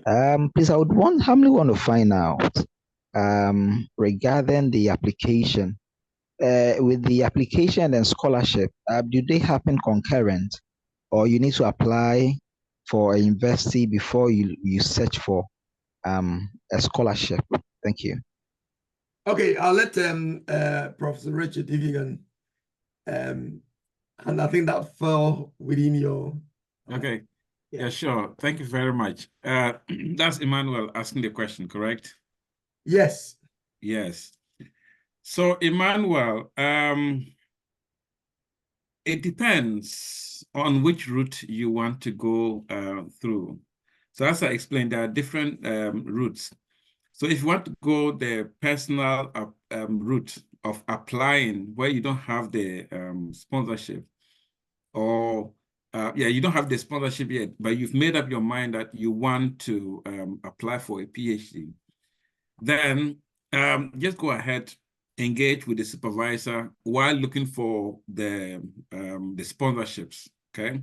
And usually, when you have the admission letter, then it becomes easier to go to, let's say, potential sponsors, and then say, you've got this, and could they sponsor you? Okay. Now, again, if you have sponsorship organizations in your home country, then once you have the application, the admission letter, you can submit it, write an application to them saying, okay, this is it. You will need support. And possibly they could sponsor you. There are organizations that could sponsor you. I think there are charity organizations. I know someone who got admission, I think at Glasgow last year, but couldn't get the funding from the school, went through a certain organization, couldn't get, but eventually he got admission, he got funding from a private organization, and he's coming to start this year. So that's one way of doing it. That is, if you really want to do it. The other way is, we've also indicated, you may have seen adverts from findaphd.com. So what you could do is go there and see. There may be topics around entrepreneurship that people want to recruit potential PhD students to do the research. So look at it. If it is along the same line, contact them. Say, this is something you want to investigate. You're interested in. What do you do? And then engage with them, apply. If they shortlist you, you attend the interview. If you're successful, then you'll be admitted with a full studentship. So it will be tuition fees paid, and then you'll get some stipend for living and then accommodation as well. So that's another approach of doing it. And then the other way is, just going to universities' websites, apply, you get the admission, and then you can also ask the university, are there scholarship opportunities within the same institutions? And yes, as Kweku mentioned, some institutions like Bradford give maybe some rebates. So I think it's 5,000 Kweku. So 5,000, some give about 3,000, some 2,000. And then there are also scholarship opportunities, other scholarship opportunities that you could apply to just to get some additional money to help you, meet the cost of the tuition, even if you cannot cover all, but part of it. They can also point you to other funding opportunities that are available to that particular institution. And I think chevening or overseas research studentships, that one is linked to the universities. So you apply, and once you get an admission, you apply to those, chevening scholarship, or is it the UKRI scholarships, or is it Commonwealth scholarships? Some of those like that. So there are different ways. It depends. You can explore all of them, but these are some of the ways of doing it. You could also start, if you have the money, you could start while looking for the scholarship through the charities or through the corporate organizations. I think this is what I can say. I don't know if David and Kweku would like to add anything. No, the reality when it comes to funding is tough, especially for those of us in the social sciences. Think about it. In an ideal world, nobody wants to give you a scholarship to go and do an MBA. And it's the same when it comes to the social sciences. The academics, we really don't have money. So if I apply for some funding and I get £20,000, £50,000, it's huge. Yeah, in the social sciences, it's huge. And that would be enough for me to recruit a PhD. Whereas if you go to the engineering, when they are talking about funding, they are talking about 500,000, 7 million and stuff. So over there, it's very common to get money, kind of. Whereas in the social sciences, and to be frank, whenever we have our studentships, so every year or two, the funny thing at Aston, for example, we have about 4 or 5 studentships a year. Those studentships are open to the staff in the business school, and the staff, we are almost 300. And we have to apply and compete, you know, or the project that I want to do or whatever. If I am selected, or if you are lucky, then I can now advertise, you know. And it's so difficult in the social sciences. So that is why you have to make sure your proposal or whatever is really, really good, because when we advertise like that, you will get more than 500 people applying for one place. Yeah. You are not the only person looking for a PhD. Think about it. India, billions of people. China, they are looking for PhD. Nigeria, everywhere, and everybody is applying. So for you to come on top, it's not easy. That is why in the social sciences, sometimes, if you really want to wait and say, I'm really waiting to get money, you may never be able to start a PhD. So sometimes, yeah, you can try to get the admissions, and then you can use that as a bait, you know, going around asking for people to support you. But I really want you guys to take it seriously, that what we're talking about here is not, it's not a walk in the park. Because in the UK, we want the best of the best, isn't it? So when we advertise, it's open all over the world, everybody. And most Ghanaians I know, they just go and copy the proposals. It's very problematic. Instead of getting somebody to help them to develop, any Ghanaian send me a proposal, I look at it within 2 minutes, I put it in the bin, because I know where it is coming from. They all go and copy. If you start statement of problem, yeah, statement of problem, objective, then they will have about 10 research questions. Straight away, you know, that is what comes out of Ghana. Everybody's copying, and people are not thinking. And it's a huge problem. If you do that, then you will not succeed. And most of the time, our Ghanaian friends, the ideas they will put on paper are not, I would say, they are not really exciting ideas. Difa is waiting in the line, so. Yeah, so please spend some time really. I think the starting point really about all this funding and stuff is you really, especially if you want funding. Because when you are paying yourself, then sometimes the proposal may not be good. The supervisor will help you and get you to think through and improve on it. But if you are going to compete for money with everybody around the world, then please don't go and copy. And don't do all those meaningful kind of stuff. Get help and do something better. Hey, thank you, Emmanuel, for your question, and thanks for the response. I'm also very grateful, sir. Jafar, I think, yeah, Jafar, your hand is up. Please feel free to unmute yourself and ask your question. All right, thank you. Good evening. Good evening. So I want to find out, when you're applying for a PhD in the UK, is it necessary to find a supervisor before you can submit your application? Or there's a way to submit the application, and then when you start, you find a supervisor? That is, if it's not self-funded. But sometimes when you reach out to a supervisor, they don't reach out back. And you are thinking, oh my, like the deadline, the deadline is drawing near. So I just want to know. Thank you. Well, I'll say quickly before I pass you back to, Richard has already dealt with this issue extensively.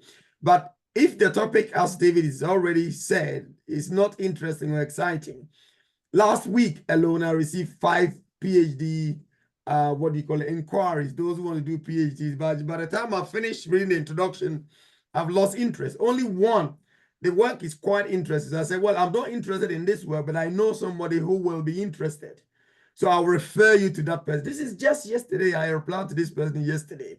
That's not within my research area, but the work is quite interesting. So I'll pass you over to my colleague who might be interested, you see. So the work, it goes back to the quality of the work that you present. If you send a lot of replies and a lot of emails, no one is replying, then you need to look at the proposal again. Okay, that's what I will say for now. Then David and Richard, please feel free to jump in. Yeah, normally the best thing is to contact supervisors first, because when you apply directly, your application becomes like a jaskele, jaskele, because the application goes to the central office, yeah? Then they will send it to the PGR director, he reads through, then he will send it in a bulk email to everybody. Oh, we have received this application, if you are interested in. Yeah, and some of us, I won't even read it, that email, I won't even open it. Because 99%, it means the person doesn't even understand. And very likely the proposal has been written by somebody. I don't mind if you send me an email and say you want to do a PhD with me, you are interested in strategy, but you are not sure what you want to do and you want to have a chat with me. Can you? I'll be so glad. Yeah. And I'll set up a meeting and have a chat and say, oh, I've got this idea. Have you talked about this? Have you? Yeah, it's better than going to copy that kind of, how do you call it, problem statement. You know what I'm talking about, don't you? The proposals coming from Ghana. I think there is Yes, a I shop do. somewhere in Nima where somebody is producing this, and they have all these models, yeah? Then in the middle, they'll have all this qualitative. They will say they were doing qualitative, then in the middle, you see this big formula, yeah? And everybody's doing a survey, and it's not very exciting. If you write to the person, there's been instances I've spent time. If you write to me like that, the next thing I will do, I'll respond. Then I will tell you, can I see your dissertation? Yeah, I want to see your master's dissertation. Seeing your master's dissertation is not, I'm not going to judge your master's dissertation. 99% of master's dissertations are rubbish. I would never show you mine because it's so rubbish. But what I'm looking for is, can you think? Can you write? Can you write a sentence? Some people cannot even put a sentence together. Can they do intercitation? Can they do basic references? Because when I give you a place, I'm not the one who is going to teach you this. I don't have time. Yeah, so I'm looking at your proposal, and in your methodology, you say you are using positivism, whatever. Then the next minute, you are doing interviews. She doesn't understand. Yeah, so you want to know whether they can write well, and most supervisors, we have topics, we have stuff that we want to do, we have so much ideas, we don't know what to do with, So if somebody comes to you and say, oh, maybe I'm interested in doing a PhD, and look, I don't have anything in mind, and actually it's difficult. Think about it. I keep saying, when we ask people who have finished master's degrees to write proposals, we are being very mean, very, very mean. You don't expect someone who's finished a master's to write. When I look at my own proposal that I wrote, again, I will never show it to you. It was so bad. But they wanted to give me a place, not because of the proposal, but they knew me, they had taught me as undergraduate, everything. So I joined just after undergraduate, and the panel knew me, and they just I keep saying, they just wanted to take me, yeah, and give me the scholarship. It's not because of the proposal, yeah, because when you finish a master's degree, 99% of the time, it's difficult to come up with a PhD level research questions, ideas to start with. That is why I will be very pleased if the person comes to me and say, I don't know what I want to do or whatever. It's perfectly fine. I will send you papers and say, okay, read this. Let's have a chat. I had one like that recently. There was a girl from, she did her master's in France, and she was in Kumasi. And yeah, and in that case, actually, the thesis came, she applied directly. And when they sent the stuff, I saw the name Ghanaian. I said, oh, okay, Ghana India. Okay, let me I pick it up. And then I checked, and you realize what she's saying is. So I got her telephone number and sent her a WhatsApp message and started chatting her. Then I asked for her dissertation. Okay. Then I had meetings with her. Then I gave her papers to go and read and start a proposal.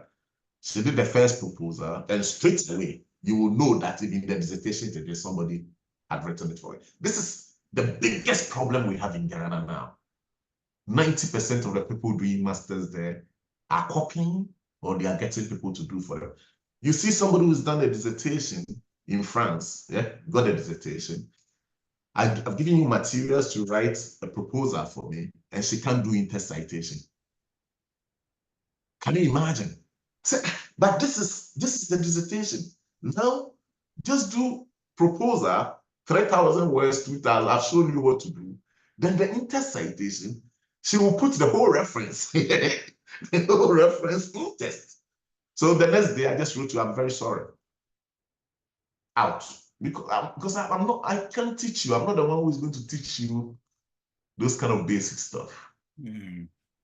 Anyway. Okay. Okay, yeah, So Prof. if I can add a bit, I can add a bit to what Kweku and then David have already said.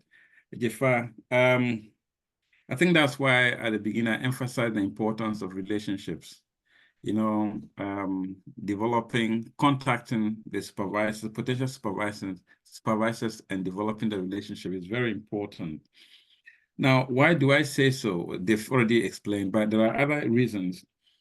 We have so many responsibilities, so many other things. Besides teaching, we have to do our own research.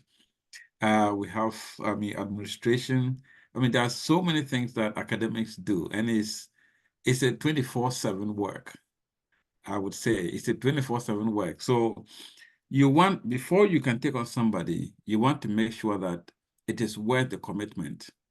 You know, is 4 years of your life that you're going to invest in this person.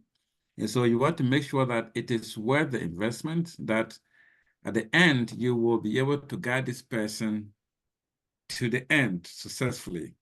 And the person would be happy, and at least the objectives of the supervision will be met. And so that's why we receive a whole lot of applications, but you need to dig through to find something that is original, that you know you can work with. So if there is that relationship, you know, the supervisor knows that they can help you, to guide you through. You are somebody who is committed, you listen, somebody who is amenable, somebody they can work with. I think it becomes easier. But if you circulate the application, they don't know you. They're looking at just the application and what is on the the paper. Again, it may speak different language in terms of the quality, and therefore you tend to get a lot of rejections. There are many people who apply. Some even get, some even apply with scholarships, you know, from other parts of the world. They write to you saying, okay, I want to do a PhD with you. I've got full scholarship. Can you take me? But again, we get that, but at times we have to reject most of them, because if it is not a quality work and you know that it's not leading anywhere, you will not want to disappoint the person, and you don't want to disappoint you in the process, yourself in the process. So you want to make sure that it is the right thing that you're doing by taking the person on and supporting them to the end. And so I think those are the things I want to add. Okay. It's a long route, and so we want to make sure that it's worth the investment. Yeah. Okay. So, Difa, I think you've had enough. Very detailed response. We have got Biney, Theo. So please unmute yourself and ask your question before we go to Joseph.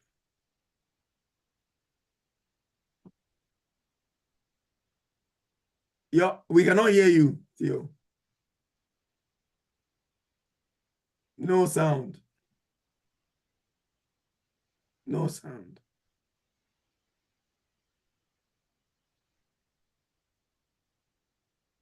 No sound.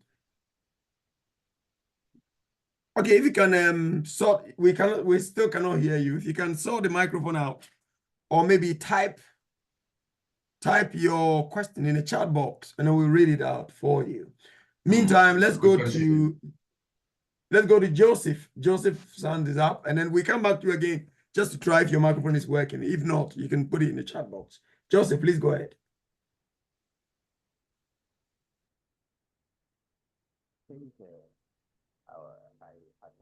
You sound very, very far, so we can hear you. It's still very faint line. Hello. Get a bit close to the microphone. Yeah.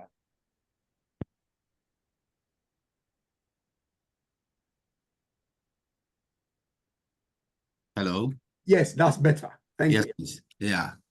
My name is Joseph, and I attended Aston University. I think I'm a Ghanaian, and the problem that we have is huge. And I listened to the interview that you had with the Joy FM Prof about the fine-tuning of our educational system. Yeah. I think my thesis was supervised by Prof. Sarpong, and he helped me one way or the other because I didn't know what to do. And sometimes what I write to him that I think that I have done enough, he will just, in 2 sentences, I could see he's not happy. But through the supervision, I managed to pull through, even though it wouldn't be the best as it can be. But my understanding now is that there's difference between what we do here and back home. Yeah. I have masters in microfinance already. So he asked me, why don't I consider PhD? To me, the fear is there. Because what I see it done here is different from what is done back home. And what is expected of you here is different from back home. So I'm very glad that this association has come, and I will join, even though I'm still considering PhD along the line. But my question is, imagine, or if it comes that I want to take up this project, and you've written, let's say, 1 or 2 proposals to supervisors, and it has come out that maybe you have been selected. The structuring of the whole project, will it be by assistance from your supervisor, or it will be your own research that has to be done? I want to know, let's say my proposal has been considered, the structure of the whole thing, will it be the assistant from my supervisor, or it will be done by myself since my proposal was accepted? Thank you. Thank you very much, Joseph, for the question and for the comments earlier on. I think I'll let David answer this question. He's the master of structuring PhD thesis. No, it's your PhD. It's not my PhD. I have not applied to do a PhD. You have applied to do a PhD, and it is your PhD. So you have to take responsibility for it. And it's independent learning, independent studying. Our job is to support you and advise you. And so, for example, I provided that kind of basic structure, and you can take that as your starting point and think about your own work, whether that structure makes sense to you, whether it is something you want to adopt.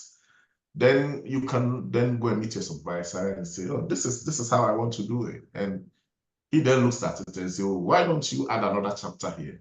Some supervisors will say, oh, normally I want you to introduce an empirical research context, maybe because you are doing the work in Ghana, so that you can really talk about Ghana and the institutions and whatever. So maybe if you introduce another topic here and stuff, and you have to be confident.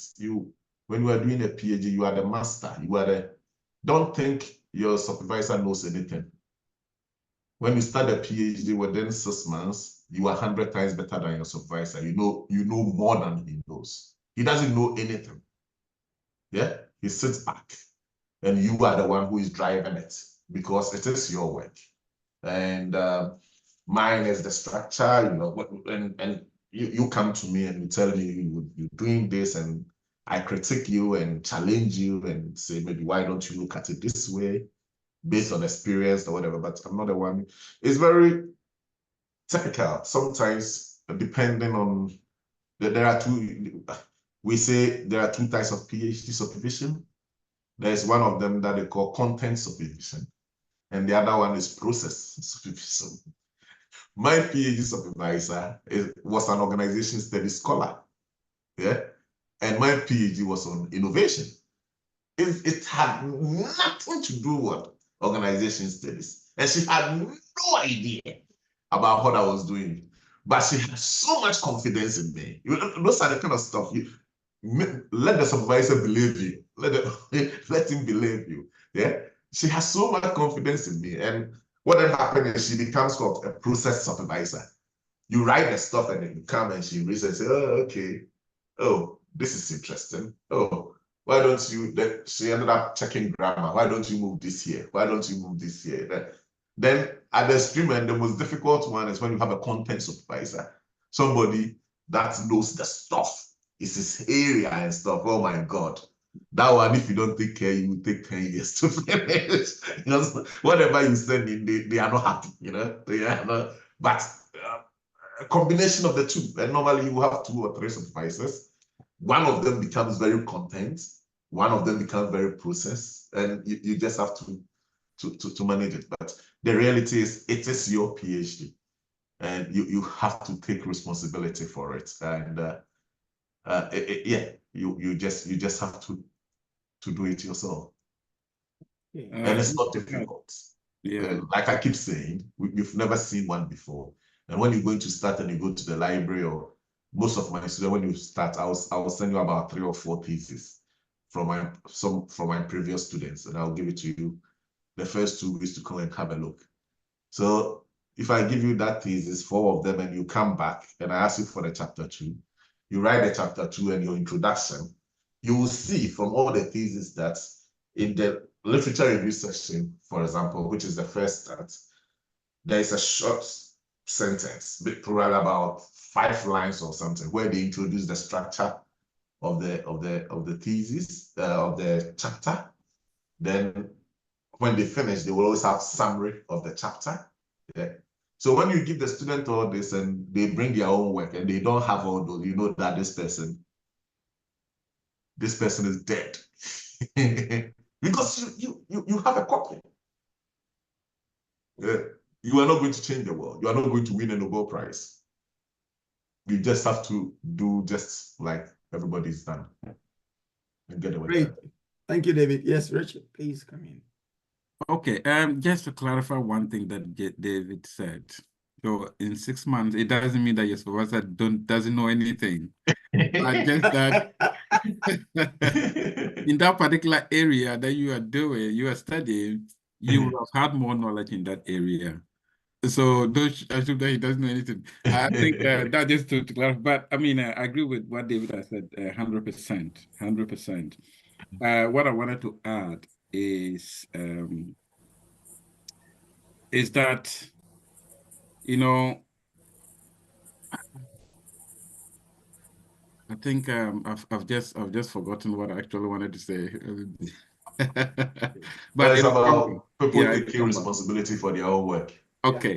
Now, yes. So one of the things I picked up from the question you posed, Joseph, is that you were afraid, or you are afraid, or you are scared. You know, I mean, we all come from the same background. We started from that background. We got here. It wasn't easy. David, Kweku, all of us, we came from that same system. It wasn't easy. I know it's got its problem, but if you're committed, as I indicated earlier, I think you should be able to go through. You know, I think you should be able to go through. Now, the other thing is, as David said, it's your own project. But if you start a PhD program, you realize that I think usually there are other programs or events that are always ongoing. So you have, let's say, they will have maybe induction, and during the induction, they will teach you okay, in terms, they'll teach you how to go to the library, how to do a research, how to get articles, how to reference your work, how to structure your PhD, how to, draft your chapter 1, how to draft chapter 2, what does literature review mean? There are so many of these that happen, and usually departments also organize these type of events. So if you are really engaged in some of these, seminars and events that they offer, I think you should be able to scale through without really worrying so much that you struggle. What we are saying is that it's your own PhD. Your supervisor will guide you, but you need to take responsibility in accessing all these support networks and programs that are being offered to make sure that you drive your study, and then your supervisor will support you. Last thing, when I was doing my PhD, I know, my supervisor used to take a pen. You submit something, you take a pen, and he would say, and so what? But he was like a dad to me, and he's like a dad to me. It's something that we've had, it's a good relationship we've had. But when it comes to the content, he would say, and so what? You don't take it in a different way. He wants to bring the best out. He wants you to think, why did you say that? And that is part of the process. So when you see critical comments, that is very good. It's a good part of the process. So every time you submit a number of times, but you still have his question. And so what? You revise the number of times, you go down, red pen throughout, but it helped us. So I think that's just what I wanted to say. Don't be afraid. If you're motivated, you are curious, and you're committed, I think you should be fine. Oh, wow. Fantastic comment. I think why I was laughing so hard is because Richard and I had the same supervisor, and I thought I was the only one who was always in trouble, but not knowing it's the same approach. And so what? I had a result that got confused, but you can see the quality of the work that our supervisor has done for us. So yes, let's get Biney. Can you hear me? Can you hear me now? Yes, I can hear you now, Theo. Please, okay. Fantastic. Hi. Please come in, and I'll get Fred coming. Hi, David. How are you? Not bad at all. Theo. Good. Now, for me, the funding is not the issue; it's the motivation. Because David was say, I've sort of thought about this about almost 10 years. I finished my master's. I've moved away from engineering to management. Now I'm in procurement. So I'm looking at areas in procurement because that's what I'm working now. And it's an exciting area. And with the UK moving into the new procurement regulations, we're trying to look at the difference between that one and the old one. So I'm looking at those areas. So my question basically is, within the 3 of you or 4 of you or 5 of you in this group, which universities look at PhDs normally within the procurement space? That is the area I'm looking at. So which one of you looks at procurement in that area, or procurement that do PhDs in procurement or anything at all? Because I'm looking at some papers that I need to read to get myself psyched up again. So that's where we are. Okay. The problem with the PhD in management is it's all in name, everything is one. So you will never find a university advertising we do PhD in procurement or PhD in HR, or somebody who say, oh, this university that's PhD in supply chain, and they are very good at that. Normally, it's all about somebody. That's why we say, if you're applying for a PhD, it's a bit different. It's not like a master's degree where you fill a form and So it's about somebody agreeing to supervise you.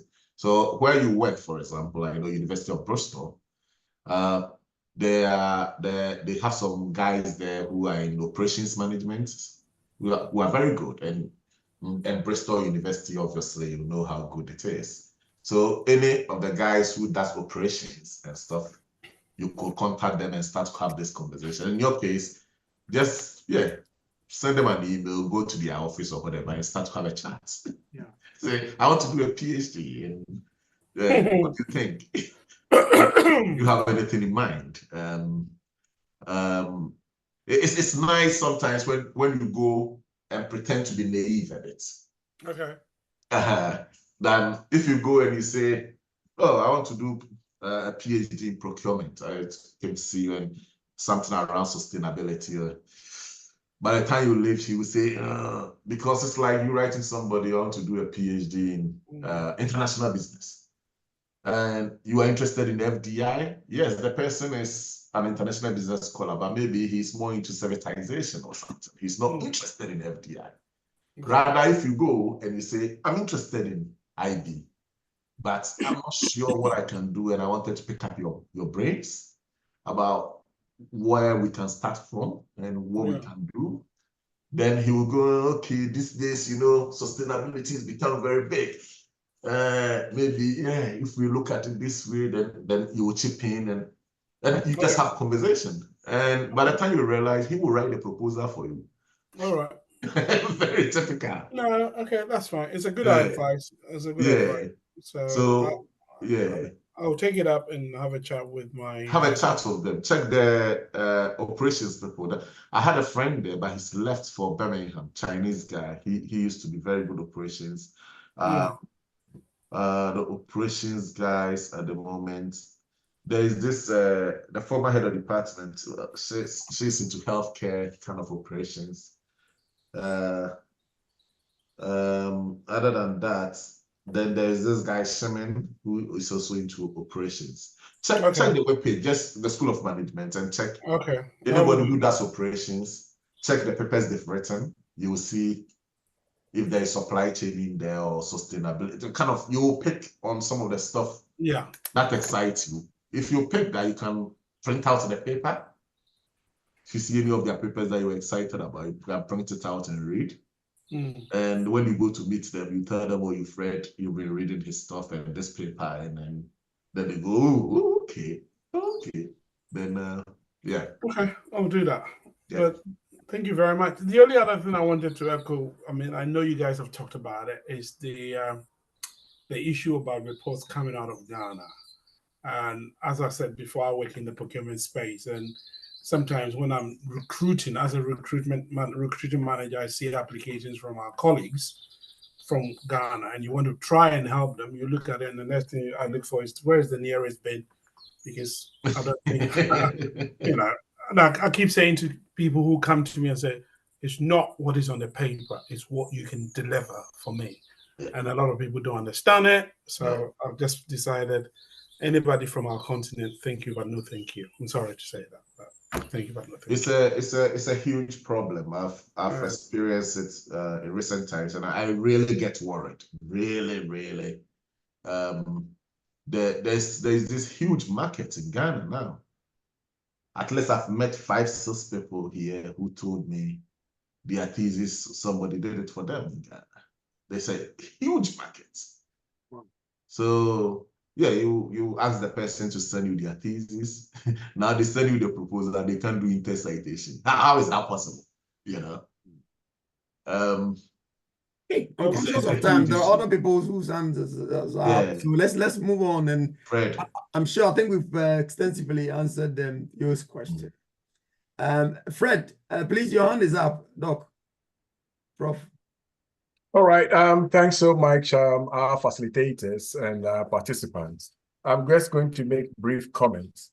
The point about you taking ownership, I think in the UK context, there could be different approaches in terms of how you come in. Like Prof. Sarpong was saying, in some cases, if you make a contact and you start having a conversation, you can pick cues, and then that can direct your proposal. And in some cases, the prospective supervisor may be so keen to the extent that, like he said, virtually he would end up writing a proposal for you. Others too will give you cues and they want you to pick it up. So first time, second time, they don't see signs and then they say, I'm sorry. The other thing also, there's also differences when it comes to various institutions. For some universities, you could apply and then your proposal will be sent through a process, a formal process.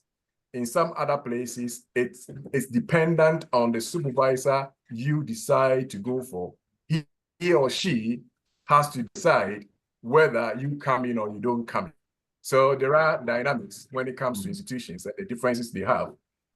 Subject areas, I've been in universities where you realize that supervisors will want people to have done the similar sort of subject area. In some places, I was surprised. I started as a committee member, and they rejected all of them because they said they are boring. Why can you study the same subject from first degree, second degree, or to a PhD? So these are things that happen. That sometimes you really, the universities and then the professors there and their attitude and their thinking sometimes also. So I would suggest that this day and age, every university signposts their researchers. Take your time, have a look at what they have put out there in terms of their research interests, and then you will be able to gauge.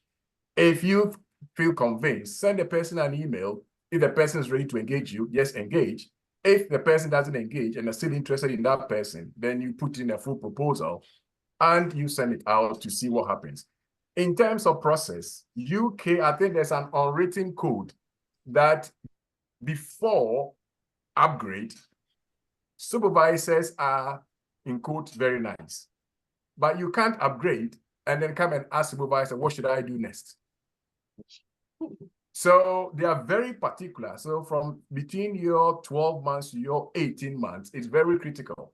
So you don't have to like become too comfortable after, let's say, 6 months, 9 months, they are encouraging you and everything. Don't feel comfortable because they want you to now take leadership. They want you to lead after your upgrade.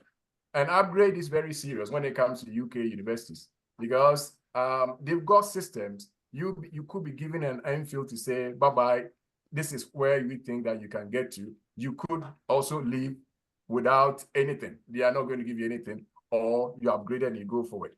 Just bits and pieces. It's interesting that I saw Theo there.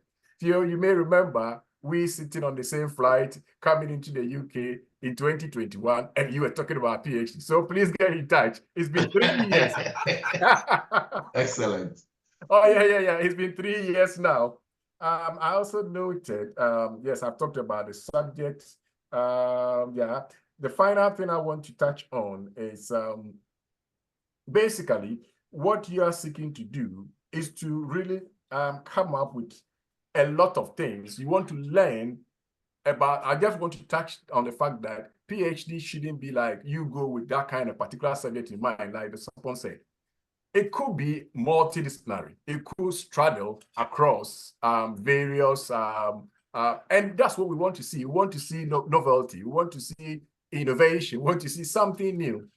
The point about the logistics and supply chain stuff, yeah, there are people within our network that you could also contact if you really want to go ahead, and then we will be able to signpost you to a few of them. I'll end it here for others to come in. Thank you. Fantastic. I think before I come to Jibril, I was going to say that maybe, yeah, Theo's topic area, we can get some people on a platform, scholarly platform, who may be interested in his research area if you let us know what he wants to do. But I suppose if he's full-time working at Bristol University, then he may want to stay within and around the area so that he wouldn't struggle traveling across for supervisory meeting and all those kind of things. So No, yes, he will have to do it part-time, but even that, when you go to speak to them, don't tell them you want to do part-time, otherwise nobody will take you. Pretend that you want to do full-time. So when they give you a place, you start the program after 6 months, then after 3 months, then you go that you are changing to part-time. If you go from day one part-time, nobody will take you. Yeah. Okay, Jibril, please come in. Okay, thank you very much. I'm actually onto my 3rd year PhD studies in the UK at Middlesex University. So I resonate with so many things that you're actually saying. It's actually helpful, despite the fact that this meeting was not meant for already PhD students, but I'm glad I joined. This is just a suggestion. Is it possible that the Ghana Scholarly Society can hold another Zoom meeting for Ghanaian PhD students on how they can transition to academia, how to get jobs in universities? That would be fantastic, because some of us actually don't know where to start, what to start, and it's quite challenging. So if there's a way the executives can think about that. Okay. Thank you. Are you already on the society's platform? Yes, I am. Yes, I am. Okay, right. That's good. If you can remind me again, we can put something together across before the end of the year. I think it's going to be our call again, Prof. Richard and Sir David. Okay, thank you. Okay, thank you very much. Somebody asked a question. If you don't mind, I could just make a brief comment, because he's coming to his final year and he's thinking about jobs. So what I would say is that I think that is also the desire of any supervisor, that their student finishes, progress, get a job. And to get a job, you need publications. And that's why supervisors are always interested in good candidates. So I think starting the PhD with that in mind, that you need research outputs to get into the job market, is very key. And it'll be easier if you've already got some outputs, so that by the time you've submitted and you're waiting for your viva, you are applying to to other universities for your jobs. But that's something that we could delve deeper into next time. Yeah. Good. Somebody asked a question on the chat about GRE GMAT. My name is Patricia Kankam Body from Ghana. I'm currently reading my master's with NOST. Thanks for the informative session. Most of the PhD programs have test scores as part of their requirements, including GMAT, GRE Extra.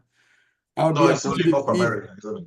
Yeah, that's for North America. So I think we've already answered that.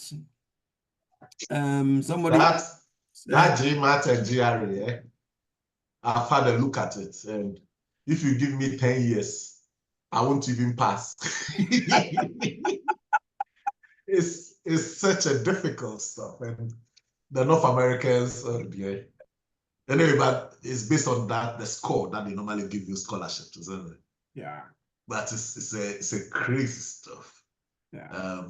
Yeah. So in the UK, we don't do any tests at all.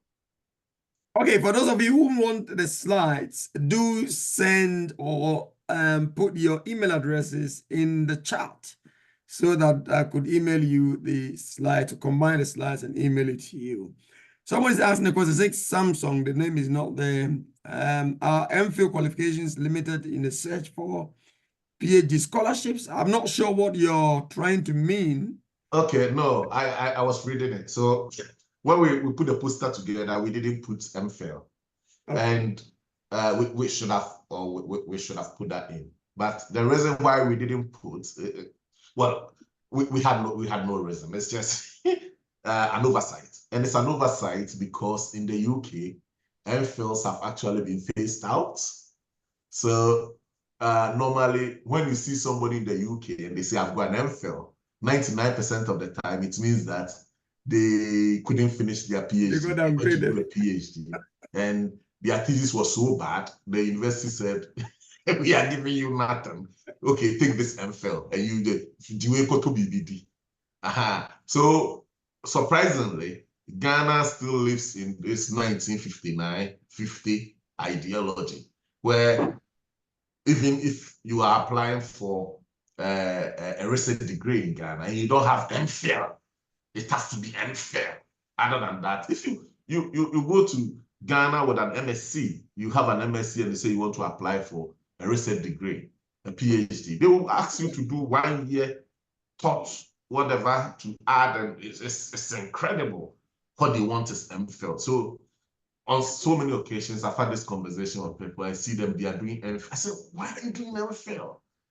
He said, yeah, if you want to teach in the university. I said, yeah, but MPhil is for fellows.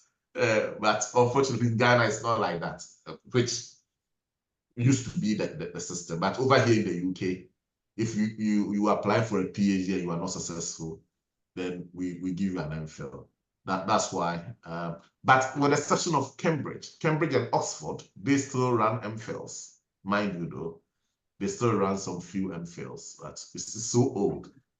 So sorry about that. That we didn't put it on there, but MPhil is as good as an MSc. Actually, even better than an MSc because you've got a research component and stuff that you've done and stuff. Okay, Nyuur, your hand is up. I think that'll be the last question that we take because of time, unless there are any. Okay. Yeah. Prof, thank you so much. I think the discussion has been very exciting. Yeah, go ahead. Yeah, I think the presentation has been very exciting, and the wealth of experience that senior colleagues have had been very helpful. And someone just asked of something. I just wanted to add more of a contribution. What Jibril said, and I was thinking that depending on the university that he is in, what seems to also be very helpful is for him to consider taking up is it teaching assistant or teaching fellowship and why not? So graduate teaching fellowship, we have that in our school in SOAS. So if you have that teaching experience, it helps you in your search for job for a job afterwards, because you have actually have the opportunity of getting to know what is even required in that particular model or various models that your research is actually related to. So I would just to add that he could consider the option of taking up a teaching appointment while still on the PhD program. That would build your or give you the experience, and when you are applying, at least you'll be able to leverage on that to put in a very strong application. Thank you. That's what I wanted to just add. Okay, great. Thank you. Lucy, I've seen you've asked a question. How can I join the Ghanaian page? Is it the Ghana Scholar Society? If that is the case, Yes, please. Yeah, please send your WhatsApp number, and then I can add you to the group page. Okay. Thank you. Well, we'd like to end here. If there are no more questions, we'd like to end here by saying thank you very much for those of you who joined a bit later. We have done three same session, but three speakers. First one focusing on requirements to do a PhD. Second one focusing on doing the PhD itself, and the last part focusing on funding. We will combine the slides together and share them with you. And also, this session has been recorded. We will download and upload everything onto the YouTube channel of the Ghana Scholar Society. So thank you very much for joining us tonight, and we are very grateful for your time. Thank you. Thank you. Yeah. Okay, thank you. Thank you. Thank you very much.